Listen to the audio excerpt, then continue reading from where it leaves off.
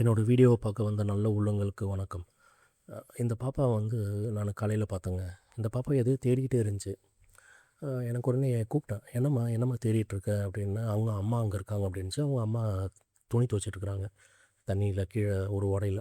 நான் உடனே என்னம்மா சாப்பிட்டியாம்மா அப்படின்னா, இல்லை சாப்பிட்ல அப்படின்னுச்சு. சரி என்னம்மா சாப்பிட்ற அப்படின்னா, என்னம்மா வேணும்? 10 ரூபா கொடுங்க அப்படின்னுச்சு.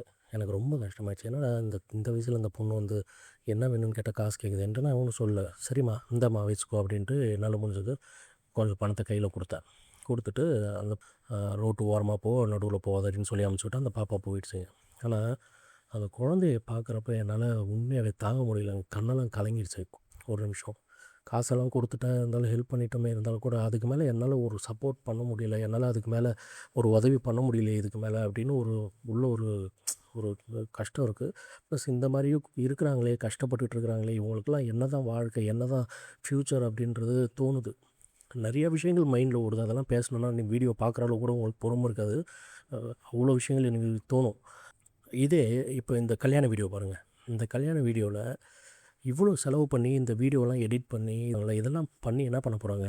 இந்த வீடியோலாம் எடுத்து வச்சு ஒரு 10 ஃப்ரெண்ட்ஸ்க்கு அனுப்புறது, கல்யாணத்துக்கு வரவங்களுக்கு போட்டு காட்டி நான் வந்து பாரு எப்படி பண்ணியிருக்கேன் அப்படின்னு சொல்லி காட்ட போகிறீங்க. இது சந்தோஷம் இல்லைங்க. அந்த காசுக்குன்னு ஒரு மரியாதை இருக்குது. அந்த காசை இந்த மாதிரி இல்லாதப்பட்டவங்களுக்கு உதவி பாருங்கள், கொடுத்து பாருங்கள். அப்போ தான் அந்த காசோட அருமை என்னன்னு தெரியும். இந்த மாதிரி நம்ம செலவு பண்ணுறது நல்லது இல்லைங்க. காசு எதுக்கு தேவையோ அதுக்கு செலவு பண்ணணும். தேவை தான், சந்தோஷமாக இருக்கணும்னு தான் கல்யாணம் பண்ணுறீங்க, ஓகே தான். எல்லாமே ஒரு லிமிட்டு தாங்க. ஏன்னா இந்த 10 ரூபா 20 ரூபா இல்லாமல் எவ்வளோ பேர் கஷ்டப்படுறாங்கன்றதெல்லாம் நம்ம வெளியில் பார்க்குறது இல்லைங்க. ஏன்னா இவங்களாம் கூணு குறுகி நம்ம கண்ணு முன்னாடியே வர்றதில்ல. அவங்களும் ஒளிஞ்சிகிட்டு இருக்காங்க. அவங்க நம்மளை பார்க்கவே மாட்டாங்க. அவங்க எங்கேயோ இருப்பாங்க. எதேர்ச்சியாக ஏதோ தெருவில் போகிறப்ப பார்த்தா தான் உண்டு. இன்றைக்கி நம்ம எத்தனை பேர் தெருவில் இறங்கி நடந்து போகிறோம், நம்மளை சுற்றி யார் யார் இருக்காங்க என்னன்றதை வாட்ச் பண்ணுற யாரும் பண்ணுறதில்ல. இவங்க இந்த மாதிரி இருக்கிறவங்களுக்கு 10 ரூபா கொடுத்து உதவுறப்ப தாங்க கடவுள் எங்கே இருக்காருன்னு தேடிட்டு இருக்கிறீங்களே, கடவுள் எங்கே இருக்காருன்ட்டு. கடவுள் எங்கே இருக்காருன்னு தேடாதீங்க. கடவுள் நமக்குள்ளே தான் இருக்கிறாரு. இந்த மாதிரி இல்லாதப்பட்டவங்களுக்கு நம்மளால் முடிஞ்ச நம்மளால் 1000 ரூபா 500 ரூபா கொடுக்க முடியாது தான், என்னாலேயும் முடியாது தான். ஆனால் நம்மளால் முடிஞ்ச காசு கொடுக்குறப்ப அது ஒரு சின்ன சந்தோஷம் இருக்கும். அவங்களுக்கும் ஒரு சந்தோஷம் கிடைக்கும். அந்த மாதிரி நம்மளோட பணத்தை இவங்கள மாதிரி இருக்கிறவங்களுக்கு மனசார காசு கொடுத்துட்டு அவங்கள பற்றி ஒரு நிமிஷம் யோசிங்க. அப்போ உங்களுக்குள்ள ஒரு ஒரு உணர்வு வரும். எனக்கு அந்த அந்த புள்ளைய பார்த்தோன்னே அந்த புள்ள கையை பிடிச்சி என்னம்மா வேணும்னு கேட்டப்போ அந்த புள்ள முகத்தை பார்த்தது அப்படியே கண்ணெல்லாம் கலங்கிடுச்சு. அந்த உணர்வு எனக்கு வருது. உங்களுக்கும் பல பேருக்கு வரலாம்.